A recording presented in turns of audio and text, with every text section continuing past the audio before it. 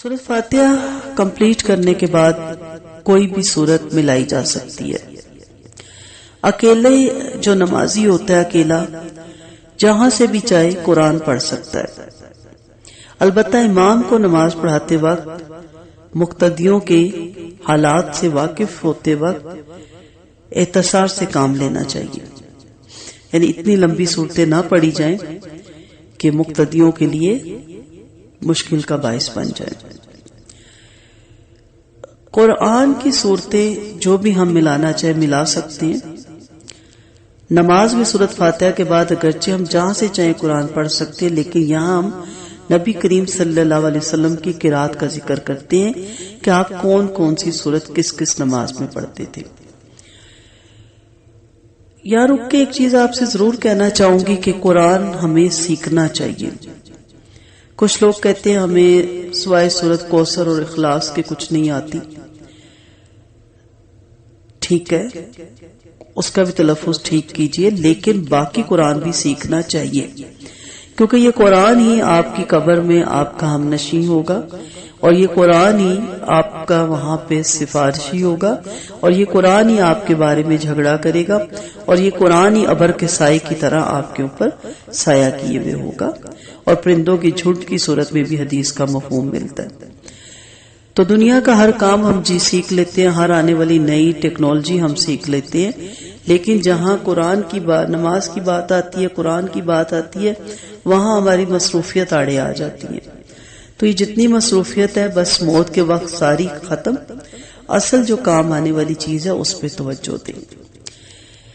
یہاں میں صرف سورۃ اخلاص کے بارے میں بتاؤں گی، باقی اگلی کلاسوں میں بتاؤں گی نماز کمپلیٹ ہونے کے بعد کہ کس نماز میں کس دن کون سی سورت آپ صلی اللہ علیہ وسلم پڑھا کرتے تھے. سورۃ اخلاص کی بہت اہمیت ہے. ایک انصاری مسجد قباء میں امامت کروایا کرتے تھے. ان کا معمول تھا سورۃ فاتحہ کے بعد کوئی دوسری سورت پڑھنے سے پہلے قل هو اللہ احد سورۃ اخلاص تلاوت فرماتے. ہر رکعت میں اسی طرح کرتے. مقتدیوں نے امام سے کہا کہ آپ پہلے قل هو اللہ احد کی تلاوت کرتے ہیں، پھر بعد میں دوسری سورت ملاتے ہیں. کیا ایک سورت تلاوت کے لیے کافی نہیں؟ یا تو صرف اسی کو پڑھا کریں، اور اگر قل هو اللہ احد کی تلاوت کافی نہیں تو اسے چھوڑ دیں اور دوسری سورت کی تلاوت کیا کریں. امام نے جواب دیا کہ میں قل هو اللہ احد کی تلاوت نہیں چھوڑ سکتا. انہوں نے نبی کریم صلی اللہ علیہ وسلم کی خدمت میں مسئلہ پیش کیا تو آپ صلی اللہ علیہ وسلم نے امام سے کہا تم مقتدیوں کی بات کیوں نہیں تسلیم کرتے؟ اس سورت کو ہر رکعت میں کیوں لازمی پڑھتے ہو؟ اس نے کہا مجھے اس سورت کے ساتھ محبت ہے. نبی کریم صلی اللہ علیہ وسلم نے فرمایا اس سورت کے ساتھ تیری محبت تجھے جنت میں داخل کرے گی. ایک صحابی نے نبی کریم صلی اللہ علیہ وسلم سے کہا کہ میرا ایک پڑوسی رات کے قیام میں سورۃ فاتحہ کے بعد صرف قل هو اللہ احد تلاوت کرتا ہے، دوسری کوئی آیت تلاوت نہیں کرتا.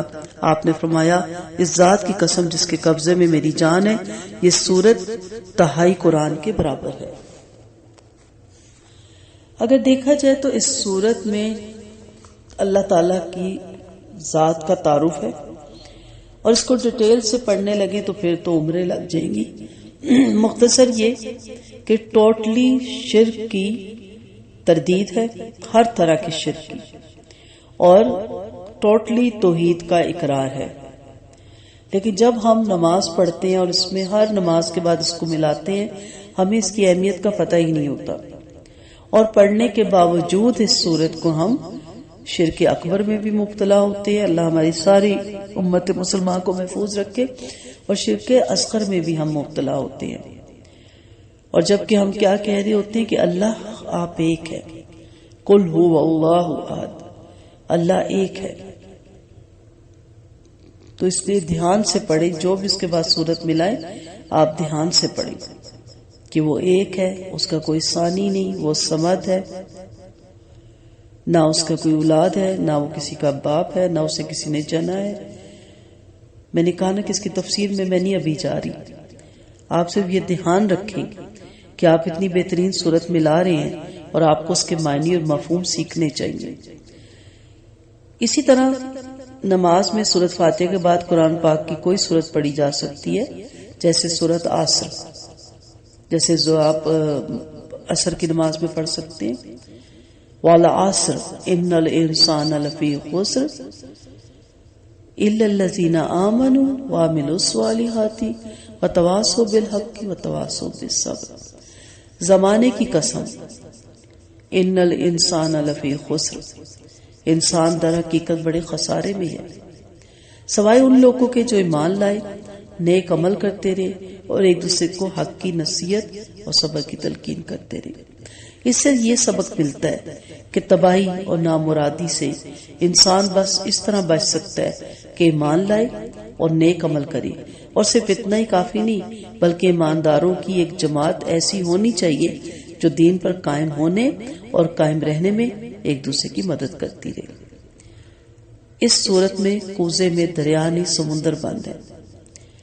یہاں تک کچھ علماء کے اقوال میں نے پڑھے کہ اگر صرف سورت عصر ہی اللہ نازل کر دیتا تو کافی ہو جاتی ایک انسان کے لیے. زمانے کی قسم کھائی گئی، کیونکہ انسان جو زمانہ ہے وہ زندگی ہے، وقت ہے جو وہ زندگی ہے، ہمارے ہاتھ سے پھسلے جا رہا ہے. ہمارے سامنے صبح شام ہوتی ہے، اور کسی نے کہا کہ عصر کے وقت کی قسم کھائی. تو انسان جب قبر میں اٹھایا جائے گا تو اسے عصر کے وقت کی فیلنگ ہوگی، اور وہ کہے گا رکو میں نماز پڑھ لوں. نمازی کہے گا بے نمازی نہیں. تو کہا جائے گا کہ اس وقت تم قبر میں ہو، اب نماز نہیں پڑھنی. تو یہاں کہا گیا کہ اس خسارے سے کون بچ سکتے ہیں؟ ایمان والے.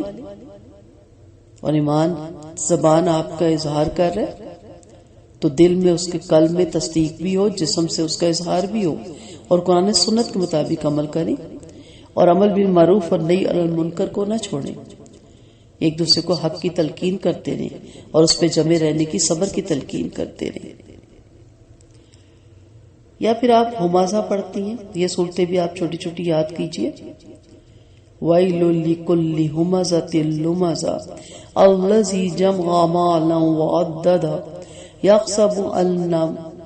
يَحْسَبُ أَنَّ مَالَهُ أَخْلَدَهُ كَلَّا لَيُنبَذَنَّ فِي الْحُطَمَةِ وَمَا أَدْرَاكَ مَا الْحُطَمَةُ نَارُ اللَّهِ الْمُوقَدَةُ الَّتِي تَطَّلِعُ عَلَى الْأَفْئِدَةِ إِنَّهَا عَلَيْهِمْ مُؤْصَدَةٌ فِي عَمَدٍ مُّمَدَّدَةٍ.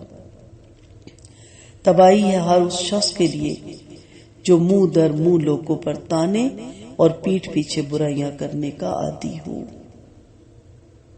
جب آپ نماز میں یہ کہہ رہے ہوتے وَيْلٌ لِكُلِّ هُمَزَةٍ لُمَزَةٍ تو ایک لمحے کو غور کریں کہ کہیں یہ خصلت میری تو نہیں، کہیں یہ میری عادت تو نہیں کہ میں منہ پہ بھی تانے مارتی ہوں اور پیچھے تو برائیاں کرنے کا ایک چسکا ہے مجھے. اکثر میں نے نمازیوں کو یہ کرتے دیکھا. اللہ ہم سب کو اس برائی سے محفوظ رکھے. جب ہم پڑھتے ہیں نماز اور یہ سورت پڑھ رہے ہوتے ہیں تو ہمیں پتہ ہی نہیں ہوتا ہم کیا کہہ رہے ہیں. تباہی ہے. خود اپنے لیے تباہی کوئی چاہتا ہے؟ ہم چاہ رہے ہوتے ہیں، کیونکہ ہم منہ در منہ بھی تانا بازی سے باز نہیں آتے، دل دکھانے سے، اور پیٹھ پیچھے تو برائیاں کرنے کی ہمیں عادت ہے. الذی جمع مالا وعددہ، جس نے مال جمع کیا اور اسے گن گن کے رکھا. رائے خدا دینا، رائے خدا لگانا یا حقوق اللہ حقوق الباد پہ لگانا جان جاتی ہے نا. سیچ سیچ کے رکھتے ہیں، گن گن کے رکھتے ہیں، پھر رکھتے ہیں، پھر گنتے ہیں، اور بڑی بڑی ضرورت کے وقت بھی ہم اس کو استعمال نہیں کرتے. بخل پہ میں نے اسی لیے پورا درس دیا تھا کہ بخل بھی بے سکونی کا سبب ہے، پریشانی کا سبب ہے، بیماری کا سبب ہے. کیوں گن گن کے رکھتا ہے؟ یحسب ان مالہ اخلد، وہ سمجھتا ہے کہ اس کا مال ہمیشہ اس کے پاس رہے گا.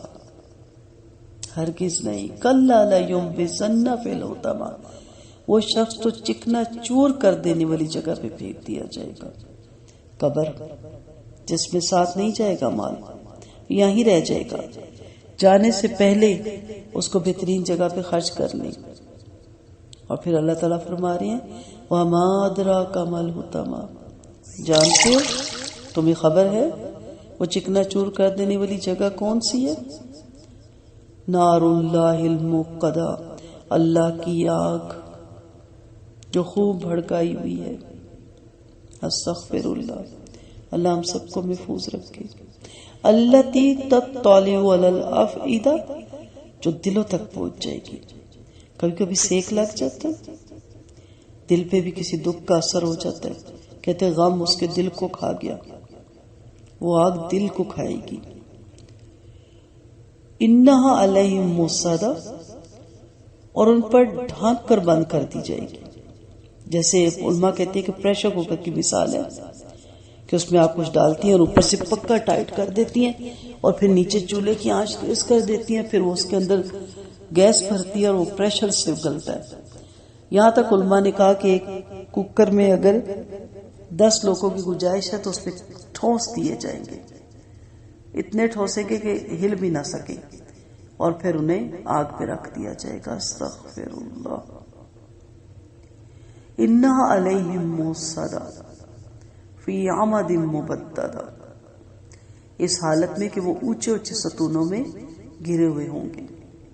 تو کوئی بھی صورت آپ ملائیں، کسی قسم کی بھی، کوئی بھی اس کو قرآن میں سے لے کے، لیکن اس کا ترجمہ آپ کو پتا ہو، اس کے میننگز آپ کو پتا ہو، آپ جانتی ہوں کہ میں کیا پڑھ رہی ہوں، یا رٹے رٹائی پڑھ کے آگے نکل گیا اور اس کے بعد ہر وہ کام کیا جو صورت میں پڑھا تھا. معاون ہی کو لے لیں، چھوٹی سی صورت ہے. ارأیت الذی یکذب بالدین فذلک الذی یدعو الیتیم ولا یحض علی طعام المسکین فویل للمصلین الذین هم عن صلاتهم ساہون الذین هم یراؤون وَيَمْنَعُونَ الْمَاعُونَ. بڑی گہری صورت ہے. میں مزید تفصیل سے نہیں تشریح کرا رہی، ورنہ اس کے لیے تو بہت گھنٹے چاہیے. تم نے دیکھا اس شخص کو جو آخرت کی جزا اور سزا کو جھٹلاتا ہے؟ وہی تو ہے جو یتیم کو دھکے دیتا ہے اور مسکین کو کھانا دینے پر نہیں اکساتا. نہ خود کھلانا ہے نہ کسی کو کھلانے دینا ہے. مین میخیں نکالنی ہے اس کے نیکی کے کاموں میں. پھر تباہی ہے ان نماز پڑھنے والوں کے لیے جو اپنی نماز سے غفلت برتتے ہیں. ساہون، غفلت، نہ وقت کی پابندی، نہ وضو ٹھیک طرح سے، نہ اس کے شروط کا پتہ، شرائط کا، نہ اس کے فرائض کا پتہ نماز کے، نہ اس کے طریقے کا پتہ، نہ نماز نبوی کا طریقہ جاننے کی کوشش کرنا. غافل، دیر سے پڑھنا، ہر چیز اس میں آتی ہے. نہ اس کا پراپر رکوع کرنا، نہ پراپر سجود کرنا، نہ رکوع اور سجود کی تسبیحات یاد کرنا. کیوں؟ الذین هم یراؤون، کیونکہ وہ تو ریاکاری کی نماز ہے نا، دکھاوے کی نماز ہے. اب مسلمان ہے، پڑھنی تو ہے، کیا کہیں گے لوگ یہ نماز بھی نہیں پڑھتا، یہ لوگ ہی تو ہمیں کھا گئے، اللہ کا ڈر پتہ نہیں کہاں رہ گیا. تو اس لیے یہ ریاکار کی نماز ہے. جس کی صحیح نماز ہے وہ ایک ایک چیز سیکھتا ہے، ایک ایک چیز سمجھتا ہے اور اس کے بعد وہ نماز پڑھتا ہے. وَيَمْنَعُونَ الْمَاعُونَ، اور معمولی ضرورت کی چیزیں لوگوں کو دینے سے گریز کرتی ہیں. پہلے لوگ ایک دوسرے کی کوئی شادی غمی آ جائے تو مکمل ہیلپ کرتے تھے اور اس کی پوری مدد کرتے تھے. لیکن اب کیسا وقت آ گیا، اب بالکل نہیں پتا اڑوس پڑوس میں کیا ہو رہا ہے. اس سے کیا سبق ملتا ہے کہ آخرت کا یقین اسلام کی جان ہے. اس کے بغیر آدمی کبھی اس راستے پہ چل ہی نہیں سکتا جو اللہ کا سیدھا راستہ ہے. غرض آپ قرآن پاک کی جتنی صورتیں آیتیں نماز میں پڑھے وہ کوئی نہ کوئی اعلیٰ درجے کی نصیحت یا ہدایت آپ کو دیتی ہے اور آپ کو بتاتی ہے کہ اللہ کے احکام کیا ہیں جن کے مطابق آپ کو دنیا میں عمل کرنا چاہیے. نہ کہ آپ ایسے پڑھیں کہ آپ کو پتہ ہی نہ ہو کہ آپ نماز میں کیا پڑھ رہے ہیں. جو بھی صورت آپ نے ملانی ہے اس کو ضرور یاد کریں اور یاد کرنے کے بعد اس کے میننگز بھی یاد کریں. ابھی تو ہم اپنی نماز کے بارے میں تفصیل جان لی، انشاءاللہ پھر ہم نماز آپ کو یاد بھی کروائیں گے آخری جو ہمارے لیکچر ہوں گے، اور اس میں ہم اس کا ترجمہ بھی آپ کو یاد کروائیں گے، اور اس کے بعد ہم آپ کو چھوٹی چھوٹی صورتیں بھی یاد کروائیں گے تاکہ ہمارا یہ صرف رٹے کے لیے نہ ہو اور صرف سننے کے لیے نہ ہو، بلکہ ہمیں پتا ہو کہ ہم جو پڑھ رہے ہیں وہ کیسے پڑھنا ہے اور اس میں کیا کچھ پڑھنا ہے. اللہ تعالی ہم سب کو صحیح طریقے سے نماز پڑھنے کی توفیق دے. اللہ تعالیٰ توفیق دے کہ ہمیں اتنی صحت و تندرستی ہو کہ ہم اس کا ترجمہ بھی یاد کر سکیں اور ہم اس کے مطابق نماز نبوی کے مطابق اپنی نمازوں کو درست بھی کر سکیں. وآخر دعوانا ان الحمد للہ رب العالمین. سبحانک اللہم و بحمدک نشہد ان لا الہ الا انت نستغفرک و نتوب الیک. السلام علیکم ورحمۃ اللہ وبرکاتہ.